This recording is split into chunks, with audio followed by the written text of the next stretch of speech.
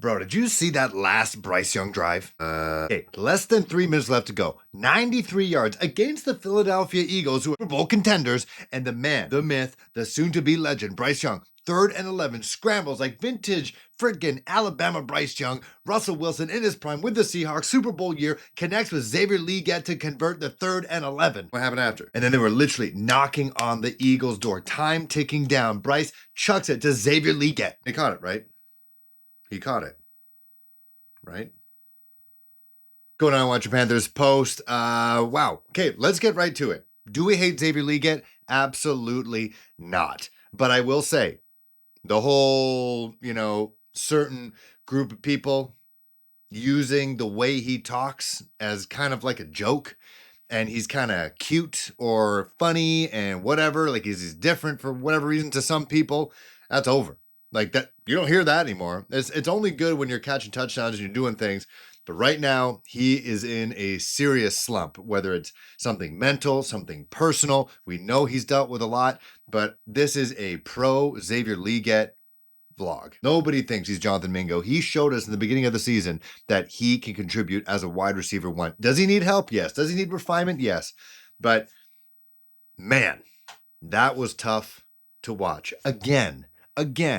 Now, he talked about this, I think it was against the Washington Commanders, that it wasn't his fault. This is just great defensive back play where he had a gorgeous catch in the bucket, in between his hands, and it was just ripped out by the defensive back. So there was nothing about that. But he talked about in that game, he was sick.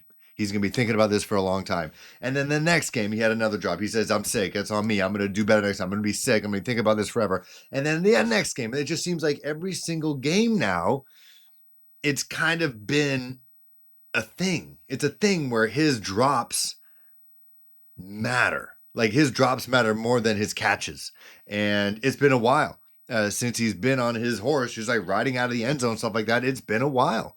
And every game, it seems like there's a moment where there was, as Ron Rivera would say, a missed opportunity for him to take the next step. He's already promising as a rookie. Like he's already better than many rookie wide receivers that we've had for quite some time. That moment could have been a defining moment, not just for him, but for Bryce Young as well, driving 93 yards. And the two connected on that 3rd and 11 deep in their own zone. Like literally, with the shadow of the goalpost on Bryce Young, he connected with Xavier Legette.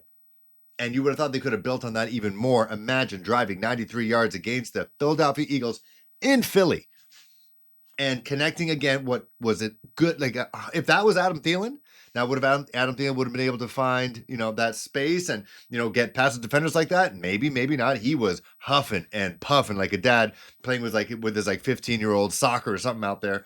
But Xavier Legette, I'm sure 9 times out of 10, maybe 8 times out of 10, he catches that ball and he caught it, rolled, and he was untouched, could have just rolled right into the end zone, and the Panthers kick the extra point. Hopefully Eddie Pinheiro does it, and they win the game. They're going to have these moments, and it's going to suck, but that's going to be the experience for the next 2 years, in my opinion. Like, could it take could it take another step next year quickly? Maybe. It depends on what happens in the offseason, but that Xavier Legette drop was brutal. That was maybe the worst one that we've seen thus far, because it could have cemented Bryce Young as, I am him. I am him. These last couple weeks are not a joke. They're not a fluke. Like, he is here to stay. He is the franchise quarterback, and he's got himself a wide receiver one. But instead, we have a Bryce ain't the problem. We have maybe we have to get, Tet McMillan out of Arizona. Like, that's the alternate reality that drop created, unfortunately. And again, this is a Xavier Legette Pro vlog. I want him to succeed. I want him to be the wide receiver one. I think it could happen still. I think he could be our AJ Brown or DK Metcalf. I do believe that's going to happen. But he's got to figure something out. And if anybody is in a better position to talk to him about that, it's his quarterback, number 9, Bryce Young, because he dealt with that even higher stakes. Like, they didn't trade our number 1 wide receiver, 2 first-round picks, a 2nd-round pick, and all this stuff to get Xavier Legette. They traded up to get him, but not the king's ransom that the Bears received from us. Not that it's playing out for them very well right now. But if anyone could talk to Xavier Legette about the pressure of being a first-round pick and, time to just sit down and let the game come to you and just chill and listen to the veterans, it's Bryce Young. He literally just went through that 5 weeks ago. This was yet another game where the Panthers seemingly outplayed their opponent. Like, yes, Saquon Barkley got 124 yards rushing, but nobody on the receiving team, A.J. Brown, Devontae Smith, nobody on their receiving team. They didn't have Dallas Goedert. He's on IR right now. They all had sub 50 yards receiving. Like, J.C. Horn and Mike Jackson locked them down, locked everybody down. It was, they just asked Saquon Barkley to beat them, and he did, in a way. Yeah, he had touchdowns, but Jalen Hurts didn't really kill anybody. Bryce Young had more passing yards than Hurts did. He would have had more if Xavier Legette would have catch some passes. But this is yet another game where the Panthers probably should have won if it wasn't for them just being a young, inexperienced team. And it's not on the quarterback. Like, yes, Bryce Young threw an interception. I predicted that in the previous episode, but I also predicted the fact that he's going to throw a pick. Didn't think it would return for a touchdown eventually later in that drive to end the half. In the end, if you want to think about it that way, maybe it cost them the game, but they could have won it with the Xavier Legette catch, you're saying.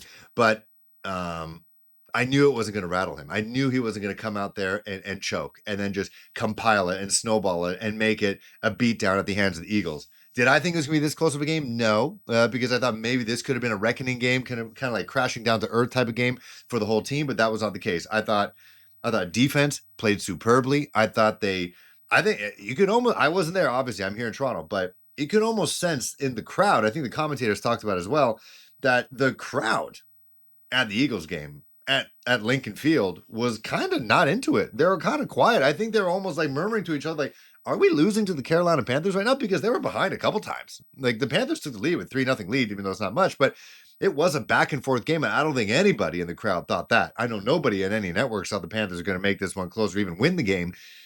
But the crowd wasn't really in it. I couldn't really hear them when I was watching the broadcast, and it wasn't only until later when Saquon really started moving and he passed LaShawn McCoy and the franchise-leading rushing record for a single season, but they weren't really in it. The defense shut them down. A'Shawn Robinson is a goddamn man possessed.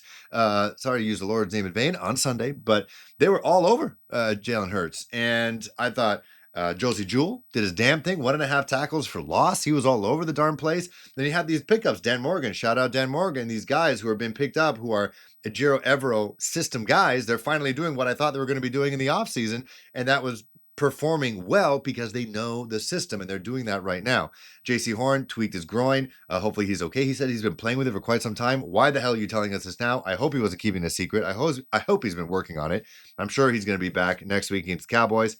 But I thought the defense, they were like sneaky the MVP of this game because they kept this Eagles offense at bay. Like, multiple times they were at 3rd and long, tackles for loss. They didn't let them beat them in the air. And it was just, they just said, hey, Saquon, you got to run all over us. And that was basically it. And if it wasn't for Xavier Legette, 2 for 8 in terms of 8 targets, 2 catches, Panthers could be going home, taking on another NFC East foe in the Dallas Cowboys next week. And I think that would have been a game that you would have thought, momentum building. You just beat the Eagles in Philly, and then you take on the Cowboys. But either way, I thought the defense played great. I thought Chuba Hubbard was awesome. They finally used him as the battering ram that he is. Obviously, they didn't have much choice. There was nobody else in the backfield right now, but he nearly had 100 yards. He has 1,000 yards total right now.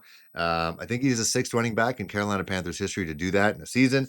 But I thought Chuba Hubbard was great. I thought he ran powerful, ran strong. It's exactly what I thought he was going to respond to after that fumble that led to the Buccaneers winning that game, which, again, like, honestly, Bengals, Chiefs, Bucks, Eagles, all teams besides the Bengals, who are one of the biggest disappointments of the year thus far, all those teams were thought to be playoff contenders, Super Bowl contending teams. Panthers could have beat them all. He drove that offense, especially that 3rd and 11. When a defensive lineman literally had him by the hip, he shook him. Like, 5'9", 190-pound Bryce Young shook a defensive lineman off of him. I did not think I'd be saying that ever. Finding Xavier Legette with a crucially clutch catch. We know he can do it, but it's just crazy. And so Bill Voth, who was the former content guy with the Panthers. Before that, he was a local sports guy.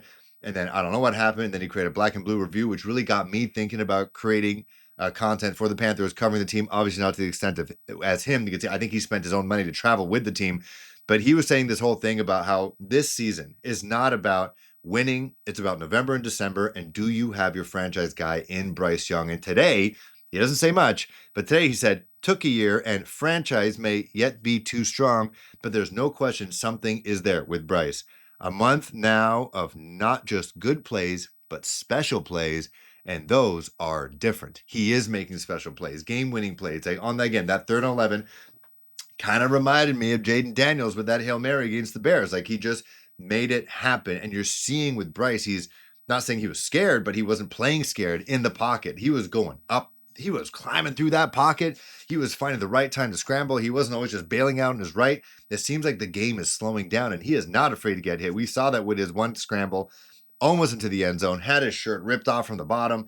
He was juking guys in open field. Like he is sneaky elusive. And he has shown that already. That's in his toolbox. And it seems like the game is just slowing down. And he took a hit at the end of that run. Like a hit. He was on the ground. Defensive player smashes him in the face, in the shoulders. He gets right back up like it's nothing. Hey, you like a Panthers post? If you really like it, you want to join the membership. We've already got almost 10 members on this team. We're a small but mighty group, kind of like Bryce Young. And you get a lot of perks. Phil Perkins. But for less than a cup of coffee every month, it's like $1.39 US or $2.99 Canadian. Yeah, our dollar sucks. You get early access to videos, except the Sunday recaps. Everybody's get that. So early access to those midweek videos, you get it a whole day beforehand. You get members-only chats. I mistakenly had a chat on Friday. Everybody was invited. It was great, though. So that was kind of a taste of what you can have. And you're going to get exclusive content straight to you. So we're talking about where do the Panthers go in the draft right now? We got wide receivers who are pretty darn good, and Adam Thielen, who is very reliable. You got Xavier Legette, who at times is very reliable. Jalen Coker.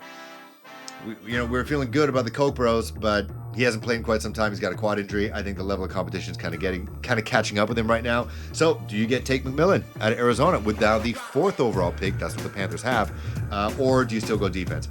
The mock draft, exclusively for members, coming up this week to respond to this week alone.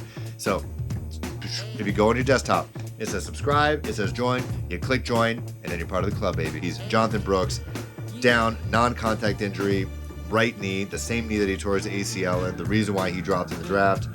And that sucks. That sucks so bad. And I talked about it before he came back. I'm like, this is not a team that is going to make a playoff run. Like, if he can't out squat Saquon Barkley, because he's younger than Saquon, you would think the young guys can squat the 600 pounds that Saquon does routinely.